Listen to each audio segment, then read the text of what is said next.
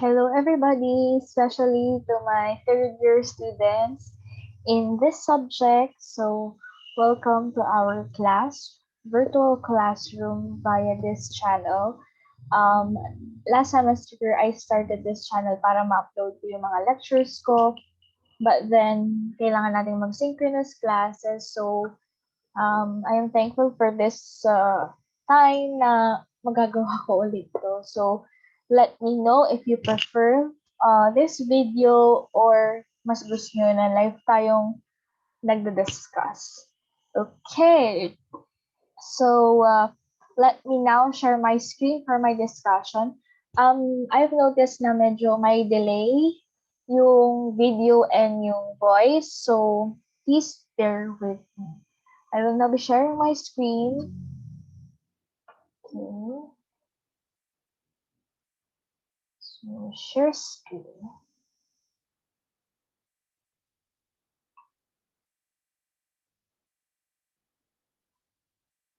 Okay. So our topic for today is about our SG3. It's about the small business environment managing external relations. So as the term itself, makikita nyo na this is all about the external environment ng isang small business. So how do they manage this? So we have several topics here that we will be discussing. But before I start with the discussion proper, let me first recognize the top scorers for the first two quizzes that we had. Okay, so for the first first quiz, okay.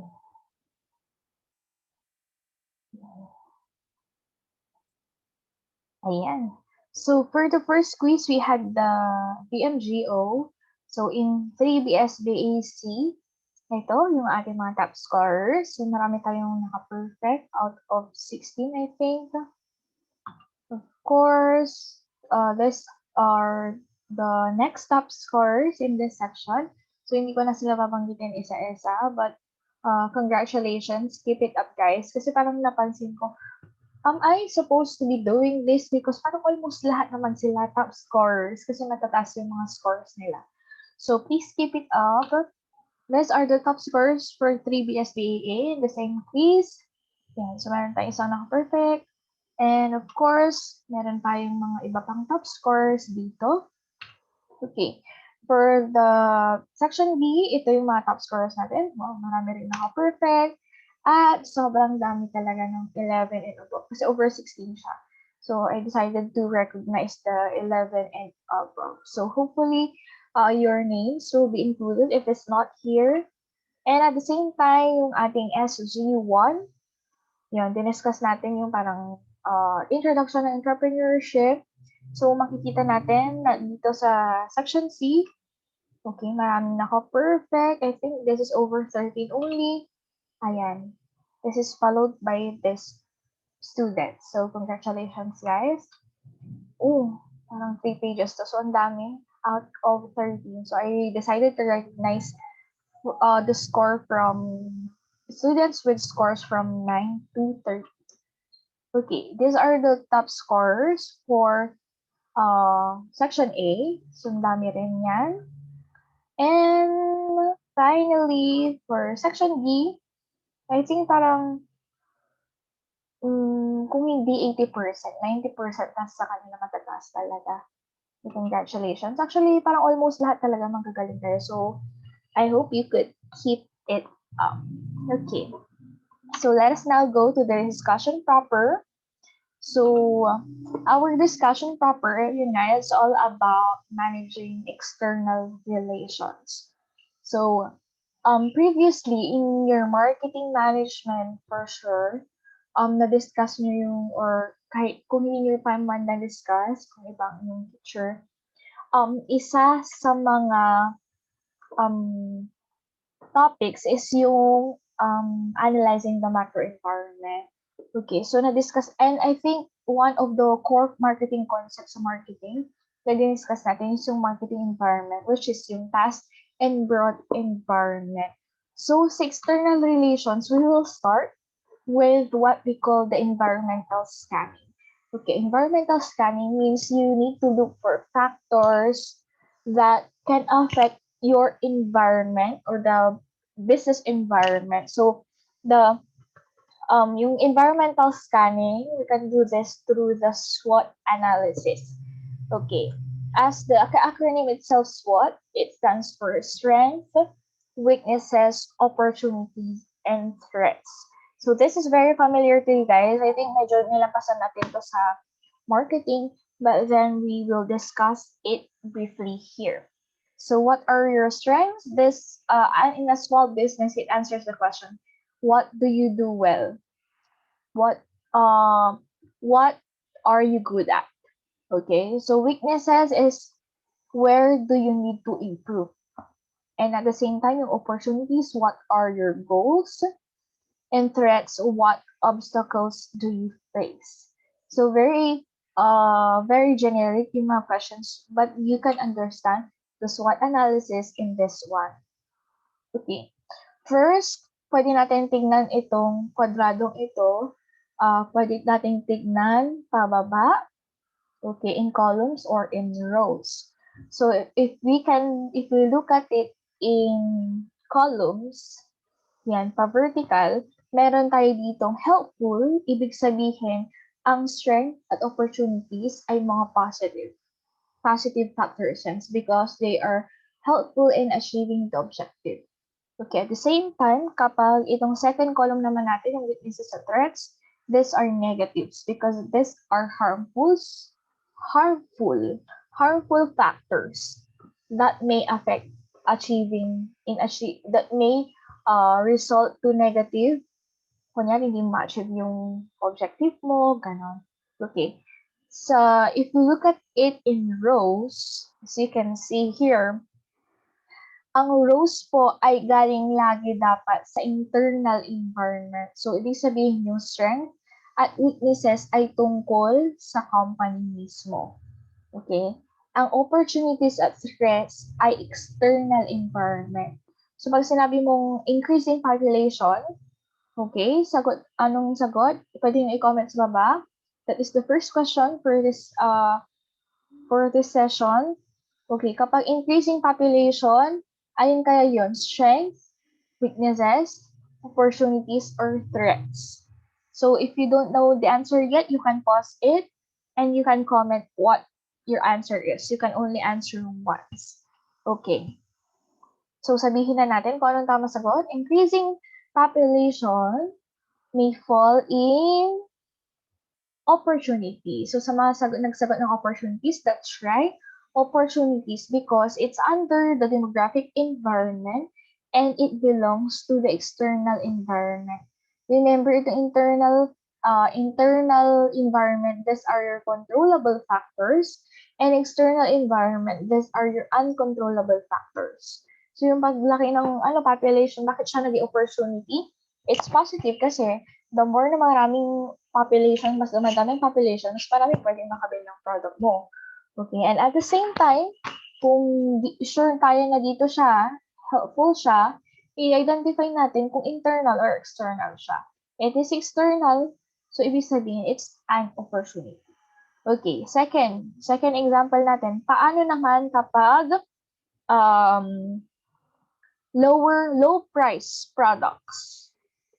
Ayan, is it a strength, weakness? Is it a strength, weakness, opportunity, or threat? Okay, pause nyo ulit and answer. Okay, so that is an easy one. It is a strength. Okay?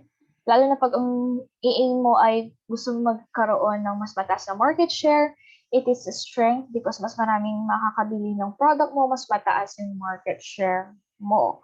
So it is helpful in achieving the objective and it is internal origin. Usually yung 4Ps natin class, kasi it's under marketing, mga HR related, mga ganyan, mga HR, marketing, finance, ganon, mga accounting and finance, lahat po yan ay mga internal factors, and yung low price is, it is helpful, it is positive, so it is a strength.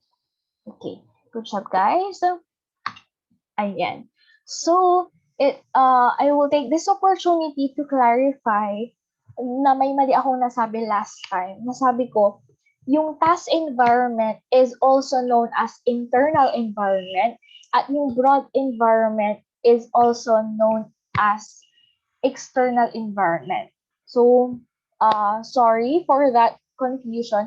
May hindi po yun tama based on my research.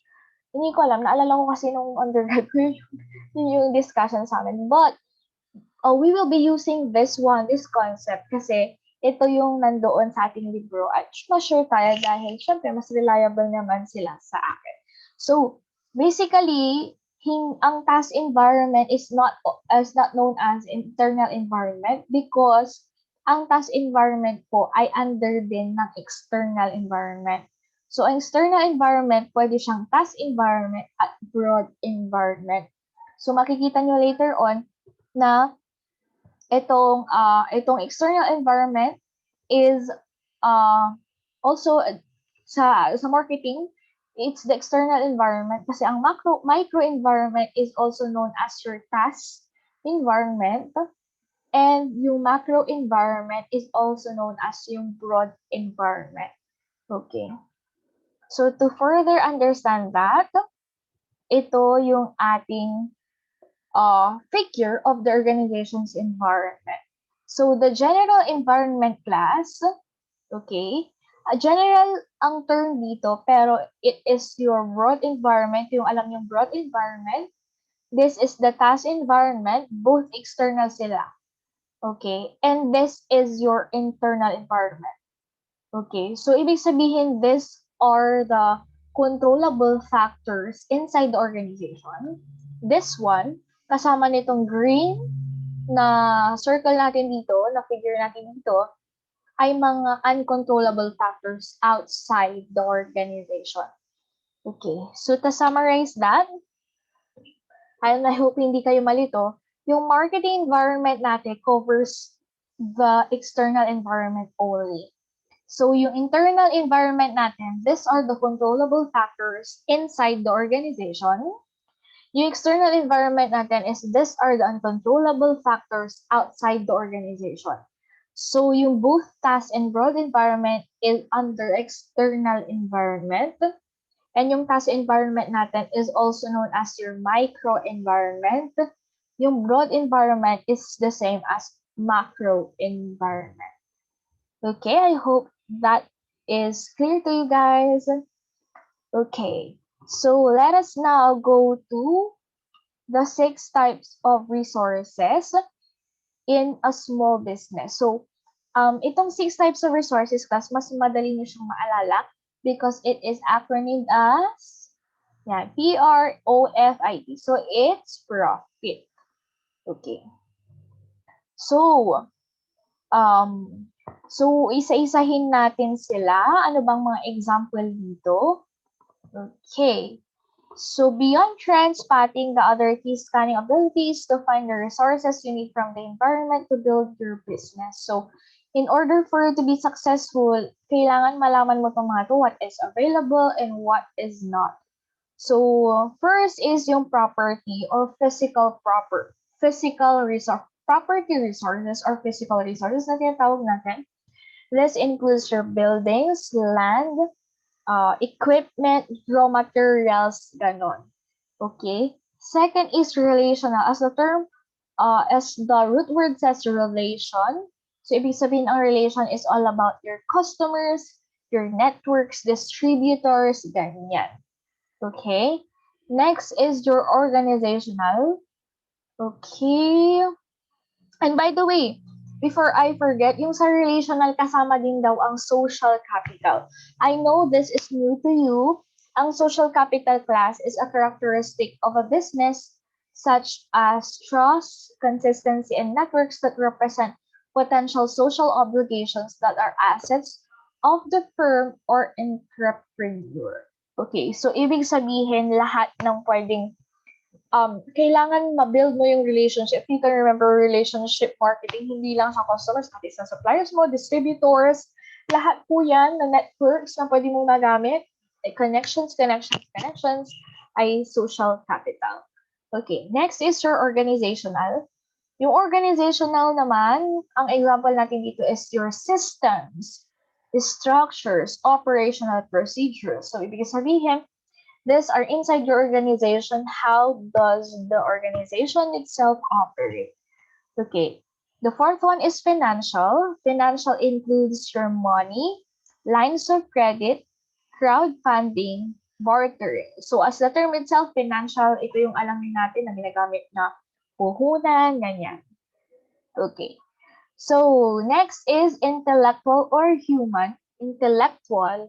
Okay. Ibig sabihin, di ba, sa dito, ibig sabihin mga tao ito. So these are your employees, contractors, advisors, consultants, and the skills the business needs or has. So ibig sabihin, these are the human resources. Okay. And of course, lastly, yung technological natin, meron tayo ditong patents, okay, trademarks, ideas, copyrights, licenses, access to technology, or expertise networks. So kung meron ka nito, malaki talaga advantage, especially that in this ever dynamic environment na talagang technological resources play a big role. So to be successful, a startup needs some of each of the 6 types of resources. So you start by thinking of what resources you have, and if you are not sure, look at similar sorts of business and analyze their resources. So you may not be able to see all of them, but it is start, and as you analyze more competitors, you begin to see different types of resources. So after that, kung nalaman mo, then ask yourself, what kinds would be useful for your business? So minsan nakakaroon tayo ng tinatawag nating benchmarking, wherein tinitingnan mo sa competitors, ay meron silang ganito, ay meron silang technology na ganito, baka pwede natin i-adopt. Ay, this one, they invested through, ayan, nahumiram sila sa bank, baka tayo rin pwede, yung ganon. So, kailangan mo malaman what do you need. So from that list, go back to your environmental scanning and look for the resources you need in your internal, task, and general environment. Okay. So next, in this chapter is called the 5 skills for managing relations. Okay. So yung 5 skills for managing relations natin is meron tayong first, building legitimacy. Legit, sabi nga nila. Ay, legit yan. So, true yan. How do you establish your legitimacy? Second is developing a social network. 3, handling a crisis. 4th, achieving sustainability. And 5, making ethical decisions. Okay, so having learned about the different types and sectors of the environment and the way to scan and analyze them, it only makes sense to look at how to apply that knowledge to help launch and grow your small business. Okay, so syempre, the title for this chapter is all about managing your external relations. So we haven't defined what is external relations is. So it's the general description for the processes and skills used in the management of a firm's interactions with people, organizations, and institutions outside of its boundary. Okay. So first na skill na kailangan for in managing relations is building legitimacy. So, akala sinasabi natin, legit, true, di ba? Uy, legit yan sis, ganun tayo. Pero legitimacy means that a firm is worthy of consideration or doing business with because of the impressions or opinions of customers, suppliers, investors, or competitors. First, you have to establish that your image is not a scam, di ba? So may mga sellers na may mga friends sila na, ay, friends, pa-legit check naman para maniwala itong customer ko. So, legit yan, ganyan. Kasi para malaman na hindi ka scam, di ba? So, there are 3 general forms of legitimacy that you can develop based on your people, based on your product and based on your organization. So, medyo isa-isahin natin. Okay, kung ano ang pwede nating magamit dito. Okay. So, first is goodwill. So, kapag in terms of goodwill daw, ang mas legitimate is having well-known or well-regarded owners, employees, supporters, or spokespeople. So, ito kasi, kailangan maganda rin yung reputation ng mga tao in order for you to be legit. For example, you know that the owner of SM Corporation is yung mga C. So, ibig sabihin, if they establish another business na alam yung siya lang may-ari, ibig sabihin, legit sila kasi because they have a good reputation. Yan, public recognition. So, firm owner or employees receive awards, Business of the Year, ganyan, meron silang mga awards na achievements na pwede nilang ibida. So, next is product or service name recognition. Ayan, yung brand name can be searchable in Google. So, we have this recent instance na parang may lipstick ata ni Rayl Tigala sa mama ko. So, pinasearch kung ano yun kasi parang Chinese or Korean character siya. So, sabi ng kapatid ko, mama, hindi ko na ma-search sa Google. So, ibig sabihin, there's something wrong kasi hindi siya ma-search. So, hindi siya legit. Ayan, business network membership, have membership in trade. Kunyari, member sila ng ganitong restaurants. Yung meron mga ganun yung hotel, restaurants, mga association, ganyan. Organizational size have employees. Okay, kasi syempre, when you hire employees, mas naging legit ka kasi mas marami kayo na pwedeng may connections. And yung attire daw, mas legit daw kapag they wear uniforms or business attire. Diba? Kasi meron silang tatak. In terms of product-based naman, ano kaya ang mga different indicators para masabing legit kayo? Dahil, syempre, hindi lang yung point of view mo sa small business, but as a consumer, right? So, paano mo malalaman if legit sila? So, number one is customer assurance, publicly stated guarantees, bonding, try before you buy policies, and return policies. So, ibig sabihin nito may mga warranty, ganyan. Kasi pag ayaw nila ipa-return, ibig sabihin may mali rin doon. Experiential support. Ito yung sinasabi ko na ito, demonstrate niya, na-try na yung gano'n, yung parang merong claim na ito na legit na siya, ay na-try ko na to, so may mga, if you can remember the reference groups, kapag mas na-try na nila, na-try na ng mga kakilala nila, mas bibilhin nila. So, customer service, provide customer service live or online. Quality standards, meet or exceed industry standards for quality. Yan, environmental friendliness, use recyclable materials, demonstrate green design, have a low carbon footprint. Certification ISO, yan. So, ibig sabihin, mas legit tayo kasi meron tayong ISO certification. Yan, minority or women-owned business professional licensing. Testimonials. Ito rin yon, mga reviews, kaya tinitingnan natin yung mga reviews, kaya diba every time na bumibili tayo sa Shopee or Lazada, we check the reviews. Pero, be careful, lalo na sa Lazada, kasi they have these reviews na ang makikita mo, mga pare-parehas, tinranslate sa Google Translate as in toto. So, hindi siya masyadong, hindi siya masyadong legit. Ibig sabihin nun, pinurchase lang siya, tapos pinarate lang nila para mataas. And at the same time, merong issues ata sa Shopee, yung mga mahilig mag-Shopee, yung si Mr. Who ba yun? Parang nakita ko sa Facebook, na yun pala, kahit hindi ka na-order, may mga tao na dumadating sa kanila yung order, okay, name nila, pero hindi naman sila nag-order.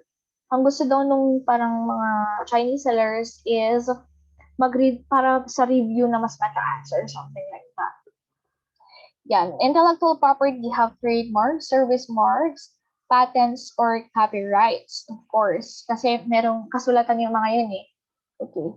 And industry leadership, set technological service standards adopted by competitors, and of course, media, product, or service visibility. Tandaan yun to, pag less visible yung product, ibig sabihin hindi masyadong nakikita sa mga endorsements, ganyan sa TV. Kasi, di ba, kapal naman ang mukha nila na hindi sila legit. Mag-endorse pa sila sa TV. Yung parang alam mo yung ma-scrutinize ng public. So, ayaw nila yon. Okay. So, Many small business owners think that the most important source of legitimacy comes from the understanding of the product or service. So, meron din tayo dito organization-based. So, nakita natin yung people-based legitimacy factors. Meron din tayong product-based. Ito yung organization-based. So, ito kanina, nabanggit rin itong major organization. Visibility, history, been in operation for a long time. So, mas matanggal, nag-ooperate, mas legit. Time commitment, full-time, hours of operation, 9 to 5, 9 to 9, 24/7. Yung iba kasi 4 hours lang, 3 hours lang. So, hindi yun legit, guys. Days of operation, alam niyo na yan. Phone line dedicated to business, shared with home, di ba? Phone answering, human answered. Ang phone answering mo, voicemail, hindi daw yun legit. So, legal form, it's a corporation, physical setting, commercial site like a store, office building, or mga public listing. Ibig sabihin, alam niyo yung parang yellow pages, andun yung mga numbers nila, ganun. Yan, internal identity, use business name. Sabi nga ito, cats@sb2020.com. Ito naman, very generic siya, cats@gmail.com. So, ibig sabihin ako, pag ginamit ko yung email na shinadora@gmail.com, ay less legit kaysa pag ginamit ko yung PSU mail ko. Yan. Graphic design is professionally done. Yan, ito personally done. So, makikita nyo naman yan eh. Although may mga small business talaga na kanya-kanyang kayod muna, okay lang naman yun. Partnering partners with known businesses, dealer network membership yan, authorized dealer or agent, code of ethics, adopt your industry's code of ethics, create one for your own, display the code. Kapag sa hindi daw legit, wala siyang code of ethics, wala siyang sinusundan. Okay, so this is the end of the first part of our discussion. I have to cut this kasi mas mahirap i-upload. So I will see you in the next video to discuss the remaining topics in this chapter. Okay, I'll see you. Bye.